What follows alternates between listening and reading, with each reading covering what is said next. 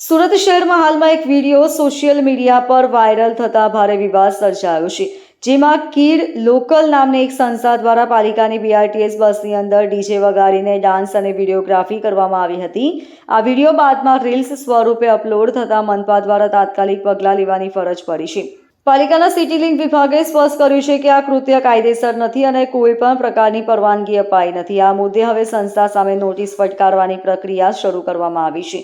આ સમગ્ર મામલામાં સૌથી ચોંકાવનારો ખુલાસો એ થયો છે કે સિટી લિંકના જનરલ મેનેજર પ્રવીણ પ્રસાદે કીડ લોકલ સંસ્થાને મૌખિક મંજૂરી આપી હતી. જો કે આ મંજૂરી માત્ર ડેપોની અંદર શૂટિંગ કરવા પૂરતી હતી, પરંતુ સંસ્થા દ્વારા ડેપોની પરવાનગીનો દુરુપયોગ કરી સીધા રૂટ પર ચાલતી બીઆરટીએસ બસમાં ડીજે વગાડી ડાન્સ કરીને વિડીયોગ્રાફી કરવામાં આવી, જેના કારણે આ વિવાદ ઊભો થયો છે.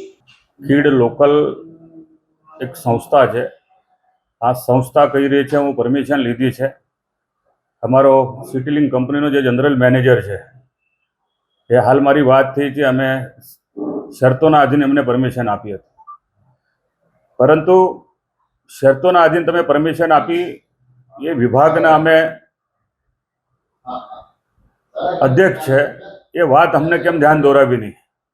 તો હાલમાં જ એમને બરાબરના ખખડાવ્યા છે અને હું કમિશનરશ્રીને વિનંતી કરું છું, આવા જનરલ મેનેજર પ્રવીણ પ્રસાદ એવી ભૂલ આ કદાચ આપણે સ્વીકારાય નહીં.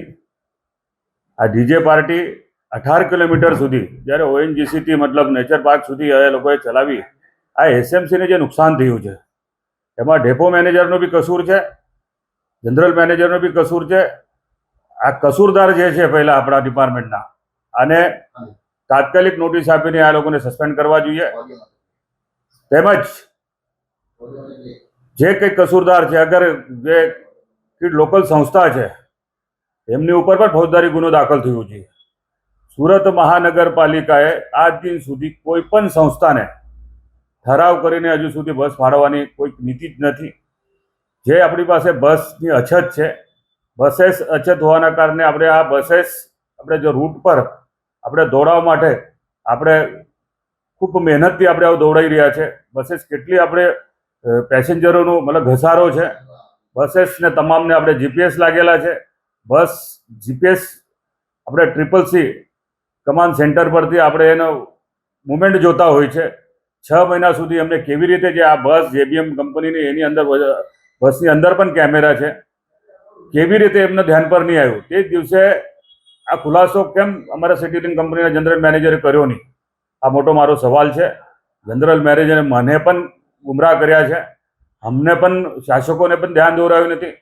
આવા અધિકારીને કોઈ દિવસ માફી ના અપાય.